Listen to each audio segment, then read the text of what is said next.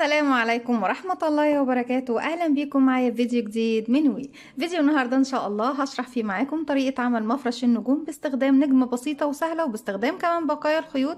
أتمنى فيديو النهاردة يكون سهل وبسيط عليكم وكمان ينول أعجابكم. فضلا ليس أمرا، ما تنسوش إذا عجبكم الفيديو تدعموني بلايك وشير وسبسكرايب. بسم الله الرحمن الرحيم. هنستخدم مع بعض خيط صوف متوسط السمك مع إبرة رقم 3.5 أو 3.75 ملم. إبرتي بتكون 3.75 لكن هي ما يعادل 3.5 من الإبر السيليكون أو الإبر الألمنيوم. طيب، نقدر نكون إيه من وحدة النجمة دي؟ كل سنة وانتم طيبين، داخل علينا رمضان الكريم، وكل سنة ويا رب وانتم طيبين والأمة الإسلامية والعالم الإسلامي كله بخير، وإن شاء الله يا رب ينعاد عليكم وعلينا وعلى الأمة الإسلامية والعالم كله بالخير واليمن والبركات. نقدر نكون منه مفرش للسفرة، وخصوصا جالي طلب مخصوص لعمل مربعات او لعمل شكل النجمة او الهلال لعمل مفرش رمضاني مميز. اعتقد فكرة النهاردة هتكون حلوة جدا لو احنا صممنا منها مفرش لرمضان جميل جدا، وكمان ممكن نعمل منه سجادة للارض باستخدام النجوم. طيب، نقدر نستخدم خيوط ايه؟ تقدري تستخدمي كافة انواع الخيوط، وهيكون كل خيط بحجم معين للمفرش. يعني لو هتستخدمي خيط الايطان او السلسلة هيكون الحجم اكبر طبعا من الصوف شويه. ممكن تستخدمي القطن او ممكن تستخدمي الحرير، وممكن تستخدمي اي نوع انت حباه. ممكن الصوف زي ما احنا استخدمنا كده، ممكن خيط الكليم او خيط المكرميه وتكوني منها سجاده للارض او مفرش حتى كمان على الترابيزه، هيكون حلو. بس هيكون طبعا احنا عارفين ان خيط الكليم والمكرميه بيكون سميك شويه. طيب، نقدر نكون منها ايه؟ وخصوصا كمان داخل علينا عيد الام، وكل سنه وامي وكل الامهات يا رب وصحه وعافيه وسلام ومفيهمش اي شر يا رب وخير دايما باذن الله. نقدر نكون في عيد الام مشال مستطيل حلو جدا وجميل. وكمان المميز في وحدتنا النهارده انك تقدري تستخدمي بقايا الخيوط سواء لتكوين الشال او لتكوين المفرش باذن الله. بسم الله الرحمن الرحيم. هنبتدي في البداية نكون مجموعة من السلاسل 4 أو 5 سلسلة على حسب طبعا الدائرة اللي في المنتصف انت حباها ضيقة أو واسعة. لو حباها مقفولة خالص اعملي دائرة سحرية.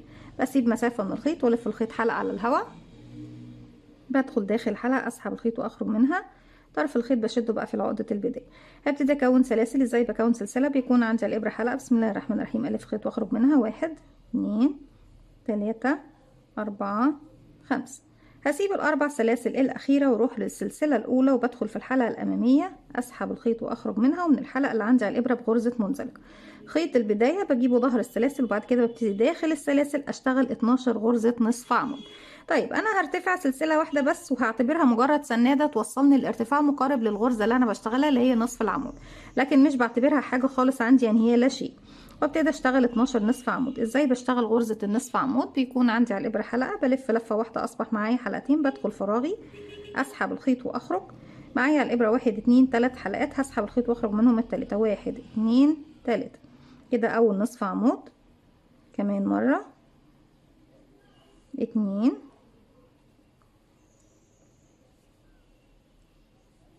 3، وبكمل لغاية ما بيكون معايا 12 غرزة نصف عمود وارجع لكم تاني.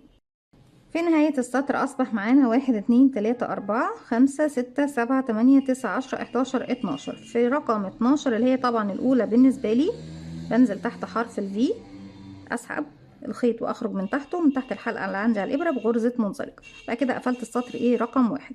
السطر رقم 2 بردك برتفع سلسله لاني بشتغل بردك بغرزه النصف عمود. هشتغل انكريز على كل الغرز، تزايد على كل الغرز، بشتغل في كل غرزه 2 نصف عمود في نفس الفراغ.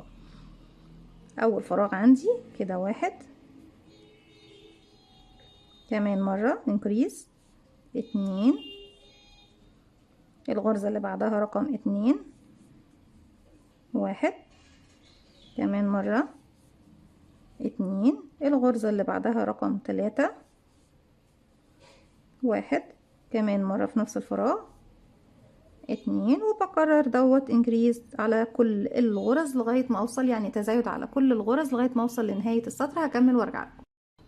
في نهاية السطر عندي ببتدي في اول غرزة اشتغلتها، وهي طبعا بيكون اول غرزة من ال24 غرزة نصف عمود، لان احنا بقى معانا ضعف الغرز. بقفل بغرزة منزلقة.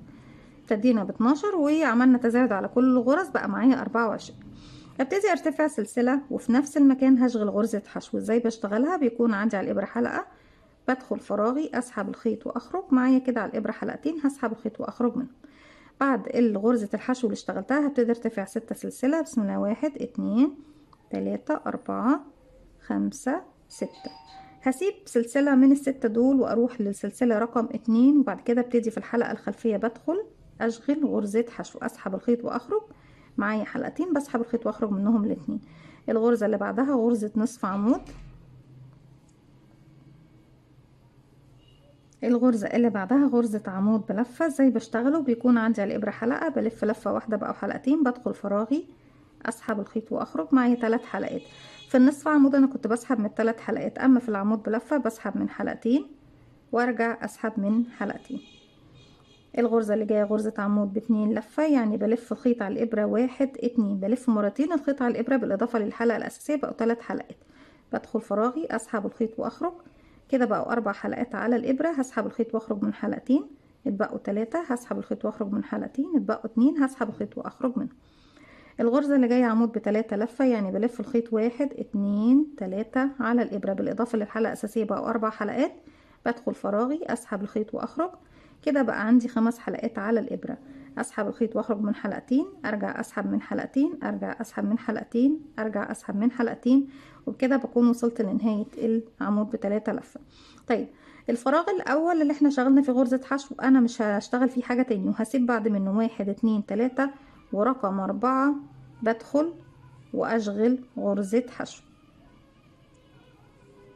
بالشكل ده، وبكرر دوت لغاية ما بوصل لنهاية السطر. طيب ده لو انا بشتغل الوحدة الاولى، وممكن تشتغلي كل الوحدات وتشبكيهم في الاخر بالخيط والابره، علشان انا عارفه ان في بنات كتير وسيدات كتير بيقولوا لي يا رندا مساله التشبيك بطريقه الكروشيه بتبقى صعبه علينا، وبنحس ان احنا يعني غلط ان احنا بنعمل الوحده وبعد كده يعني الوحدات كلها مره واحده وبعد كده نشبكها بالخيط والابره. لا هي مش غلط، مفيش حاجه غلط، ربنا ما يجيب غلط يا رب. اشتغلي بالطريقه السهله عليكي، الطريقه اللي هتريحك، وكمان في نفس الوقت هو مش هيغير حاجه من نتيجه الشكل النهائي يعني. لكن اللي بتحب تشبك بطريقه الكروشيه بردك طريقه سهله. انا شخصيا بحب اشبك بطريقه الكروشيه، ومش بستسهل ان انا اشغل الوحدات كلها وارجع اشبك بالخيط والابره، لكن كل واحد يشتغل بالطريقه اللي هو بيحبها وبتريحه في الشغل. 1 2 3 4 5 6.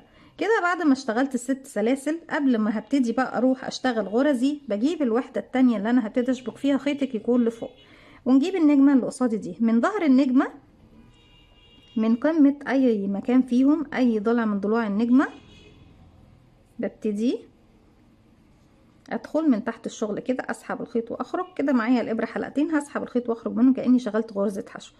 ارجع تاني بعد كده هسيب بقى السلسلة وابتدي اروح اشتغل هنا غرزة حشو، بعد كده نصف عمود، بعد كده عمود بلفة،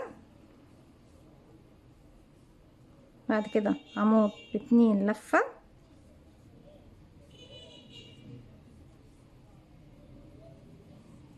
عمود ب3 لفة في اخر غرزة موجودة عندي.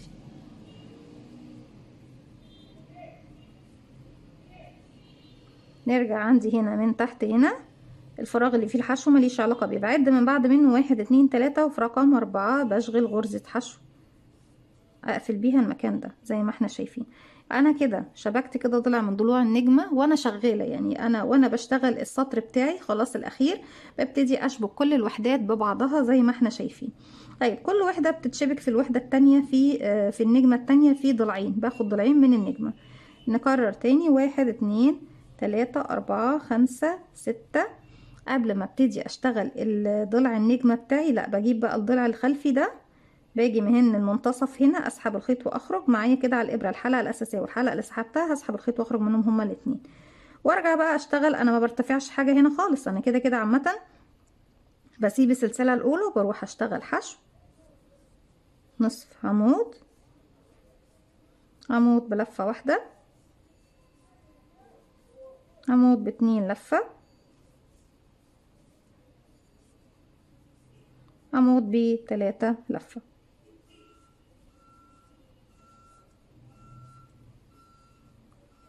انا كده شبكت في ضلعين من ضلوع النجمه او النجمتين. هبتدي انا عندي ده الفراغ اللي كان فيه الحشو، بعد بعد منه 1 2 3 وفي رقم 4 بشغل غرزة حشو، وبقرر اني برتفع 6 سلسلة وبشغل بنفس الطريقة. وطبعا لو هشبك فيه وحدات من النجمات اللي هتكون حواليا بشبك بنفس الطريقة. طيب يا بنات، لو انا عندي نجمة تانية هنا هبتدي اشبكها فين؟ هبتدي اشبكها هنا مرة وهنا مرة، يعني باخد الضلع ده وباخد الضلع ده، وبردك في هنا بنشبك هنا وهنا مرة. يعني انا عندي الاضلاع كلها بتكون متشابكة ما بين نجمتين، ما بتكونش نجمة واحدة بس ايه في الضلع الواحد، بتكون عندي نجمة من هنا ونجمة من هنا، ببتدي اشبك في نفس المكان فيها، وهكذا بكمل بقى السطر بتاعي كله، وارجع لكم نشوف وحدتنا مع بعض شكلها ايه. في نهاية السطر بعد ما عملنا اخر ضلع من ضلوع النجمة، ببتدي ادخل في اول غرزة اشتغلتها، لان كده كده انا اشتغلت في المكان ده خلاص. انا بسيب 3 فراغات، وفي الفراغ طبعا المفروض هشتغل فيه انا شغالة فيه، فبقفل بغرزة منزلق. هبتدي اسحب من الخيط 10 سنتي، وبقصه بإبرة التنظيف، بنضف كل الخيوط دي عندي ايه في الخلف، وابتدي بظبط طبعا الوحدات بتاعتي، وبكوي المفرش بتاعي، وبجمع بقى كل النجوم، بيبقى مفرش مميز جدا وجميل باستخدام بقايا الخيوط، باستخدام كافة يعني انواع الخيوط بكافة سمكاتها، سواء سميك او رفيع او متوسط، يعني اي سمك انتوا حابين تشتغلوا بيه. دي كانت فكرة الفيديو بتاعي النهاردة، اتمنى تكون سهلة وبسيطة عليكم، وكمان تنول اعجابكم. فضل الله يسأمر، ما تنسوش اذا عجبكم الفيديو تدعموني بلايك وشير وسبسكرايب، واستنوني فيديو جديد من وي. متنسوش كمان تفعلوا زرار الجرس يوصلكم مني كل جديد. السلام عليكم ورحمة الله وبركاته.